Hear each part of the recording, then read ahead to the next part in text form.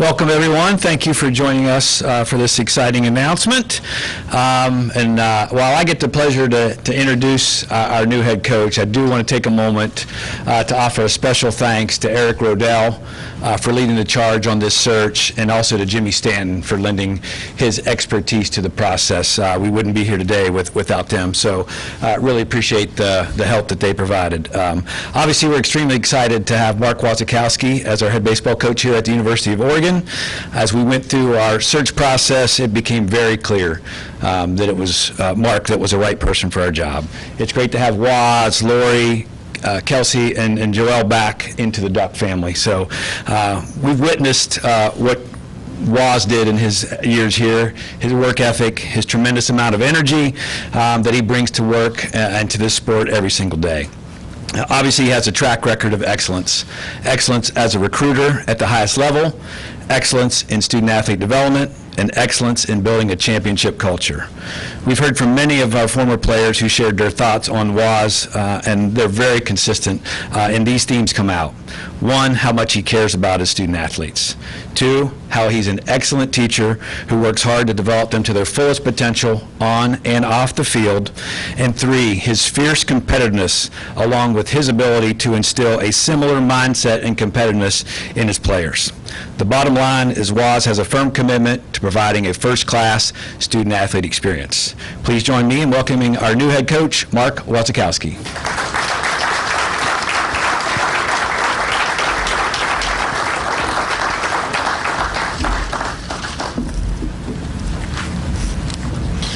Thank you very much. A lot of familiar faces in the room, which is really, really good to see. I've prepared a statement to begin with, and then take questions there following. But first off, I would really like to express my thanks for my family, my wife Lori, my two wonderful daughters, Joelle and Kelsey, for embracing the challenges that come with having a husband or a father in the coaching profession and always being there by my side. My mother and father, who provided me with the guidance, love, and discipline needed to succeed. To Rob Mullins, Eric Rodell, for allowing this opportunity to be the head baseball coach at the University of Oregon. And to my mentors, Andy Lopez, George Horton, Mark Hogan, Don Snedden, John Bryant, who prepared me for this opportunity. Thank you all. University of Oregon, you know, it's a very special place for me and my family. It was very difficult to leave here 3 years ago, and ironically, very difficult to return. What made it difficult in both cases are the relationships that are developed both here in Eugene, Oregon, and in West Lafayette, Indiana. That being said, the relationships created during my time as a Duck and our love for the University of Oregon and the community, and the desire to take this program to the highest level are the reasons why we return. The standard at the University of Oregon is summarized in one word: championships. On the field, in the classroom, in the community, and in life.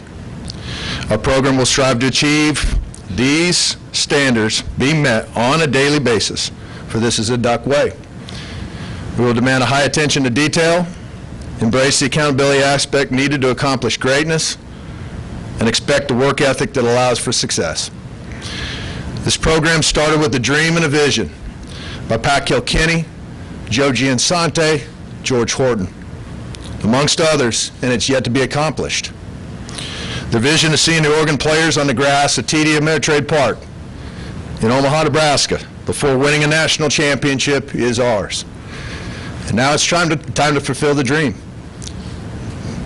Appreciate it. Thank you very much. Questions? Jerry, front left. Jerry?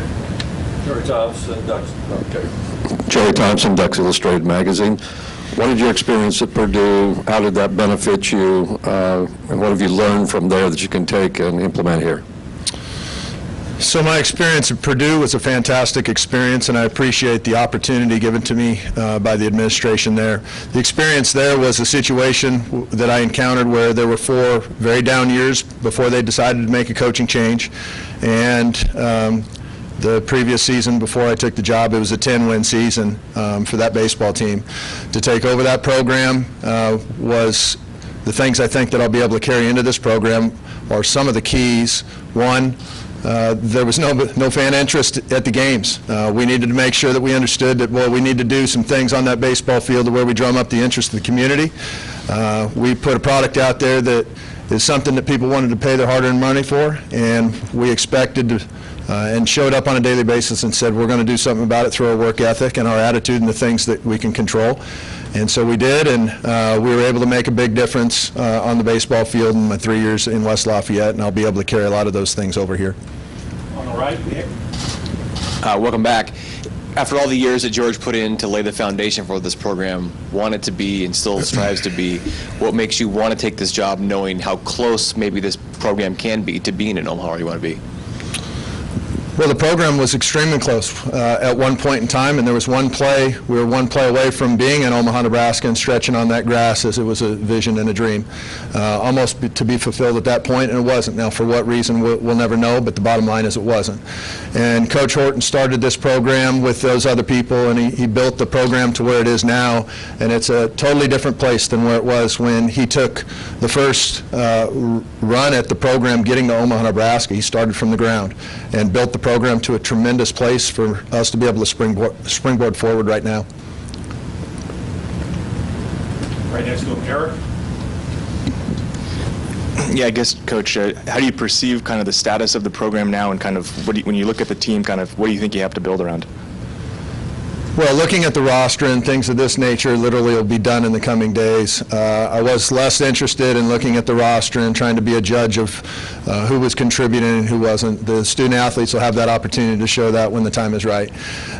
The program is in a very good position. It's the University of Oregon is thought of worldwide as a leader of an institution. You know, you can flat out go to Disneyland and find more O's in Disneyland than any other school. Branding, color, anything at all that you can find anywhere. And so that's something that literally speaks volumes of what the University of Oregon has created.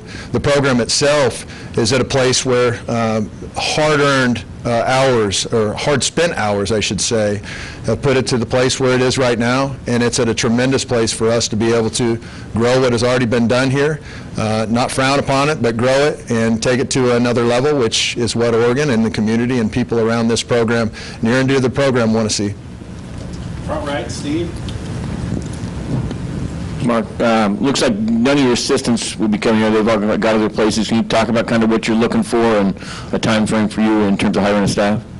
Yeah, absolutely. We'll hire the staff. I'm in the process right now of hiring a staff and doing so, and we'll probably have that concluded in the coming days. But I'm looking at all candidates as options for the staff, and the mission of that is to be able to have the staff best suited for the student athletes to get these guys developed for their personal agendas as well as the team agenda. And we're going to find the right coaching staff to be able to give us the best chance to win in Omaha, Nebraska.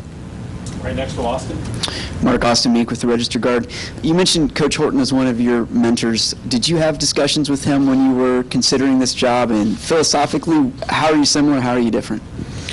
I did not have discussions with Coach Horton before this job was offered. I have a good relationship with Coach Horton still and will forever. I mean, he's a special person. And, you know, with that being said, I did not have any discussions with Coach, though, before the job was offered. Philosophically, do you coach a similar style as him, or are you different? Well, I mean, you know, I was with Coach Horton for 5 years. I was with Andy Lopez for 10 years at the University of Arizona, 3 years at the University of Florida, and I played for him at Pepperdine University. And so with all of the mentors that I listed, those were the key people that taught me baseball. Those were the key people that taught me about things that maybe were good, things that maybe were bad. And so what I can promise this much is this is not going to be a George Horton spin or an Andy Lopez spin or a John Bryant spin or a Don Sneddon spin or Mark Hogan spin. I mean, it's going to be from what I've learned, good and bad, from all those men. And we can learn from everything that they've done well or not to be able to impose those things on our student athletes and help them achieve their goals. That's going to be what it is. It's going to be a compile of all the greatness and all of maybe some of the things that we can learn from on the other side as well to put our best foot forward. Left middle, Rick. Rick Morgan, DuckNews.com. Curious, kind of following up on Austin's questions, your philosophy. George was pretty much a pitching first. He wanted pitching and defense. Is that going to kind of be how you approach this in PK Park, or are you going to try and find a little bit more offense as well? Yes and yes. I want to win with pitching for sure. Pitching and defense is a sustainable product. And so that's just something that goes along with championship programs. But I also want to see the baseball hit through the gaps. I want to see the baseball hit over the fence. I want to have an exciting offense where people look at it and say, I want to show up to the baseball field because it's fun to go to the field. And fun to go to the field sometimes can be a 1-0 game, but sometimes can also be a 13-1 game. I won't say 13-12 game. But nevertheless, I want to see the offensive players develop at a high level to where the mission for those guys is to show up like men and drive the ball out of the park, be able to show up and drive the ball through the gap and expose people with their speed. The pitching and the defense is how we're going to build it. We're going to have a ton of quality arms as we move forward, and the athleticism to defend the field at a super high level. Far right, Hayden. Being at Purdue the past few years, how closely did you keep an eye on Pac-12 baseball, and just what do you think of the conference as a whole right now? You got the defending national champs up the road. You got the #1 overall seed in this year's NCAA tournament was a Pac-12 team. What do you see from the competition?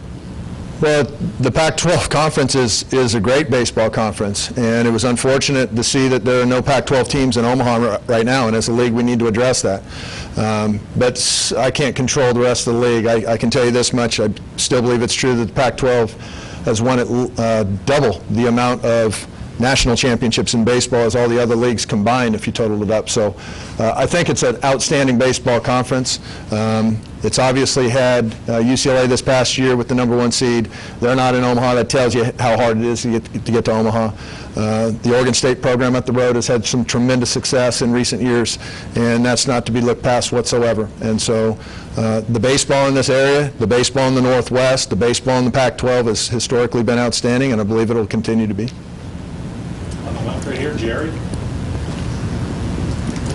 Yeah, Coach, on the style of play, specifically speed, I was noticing the stats this season, there was one player in double figures of stolen bases last year, 2 in the year before, and none the year before that. Will there be a more emphasis, is that an acceptable number for stolen bases for a team, or will there be more emphasis for speed, and which helps out in a lot of other areas, you know? That's a very good question. For me, the first thing that I'll say to that is I'm not going to look into the past and try to speculate on what was good or wasn't good in terms of when I wasn't here, because I don't know what it was like. And so I would never do that, and I wouldn't do that out of respect to the people that were here, whether it was the head coach or anybody through the organization. That's not fair. But I am a person that wants to steal bases. I want a program that wants to push the envelope. I want a program that shows up where guys show up every single day looking to absolutely not only beat people, but to do their best to make a statement that Oregon baseball is for real. Right behind him, Rick. And I'm going to follow up on that a little bit. To bring this change about, are you looking to bring different types of student athletes in as recruits, or is it kind of your job to provide them the teaching to gain that skill? Both. It's our job to do a great job of recruiting to where we have the skill sets to where we can accomplish those goals, and it's also our job to make sure that we have an outstanding coaching staff in place to where we can teach the student athlete at the highest level. Any more? Last one? Jared? We'll do one-on-ones after this. Oh, with the coach? You got a question? Yeah, just, you know, the softball program had a full house, 9 straight super regionals, and I hear from a lot of fans it's the pace of the game, 7 innings, pace of the game, that kind of thing. As a general issue, the catcher looking every pitch for a sign. I know you're not going to be one man changing the rules, but do you think there's ways of speeding up the game that make it a little more exciting, or what did you do at Purdue that made it more exciting? We wanted to dictate the tempo. I think that's a great question. We didn't want to slow the game down. We wanted to push the envelope on the opponent to where if anybody was uncomfortable with the pace of the play, it was because it was too fast. And I like getting the pitch in. I like getting the pitch in before the batter's comfortable, and I like the tempo that tells the pitcher on the mound, because I want that guy out there pitching and throwing the baseball with conviction on everything he does. And if he's standing out there waiting for a long time, I don't know, but I wouldn't like that. And I want to show, if I'm pitching, I want to show up, I want to get the baseball, and I want to show somebody I'm better than they are. Thank you, Coach. Thank you, everyone.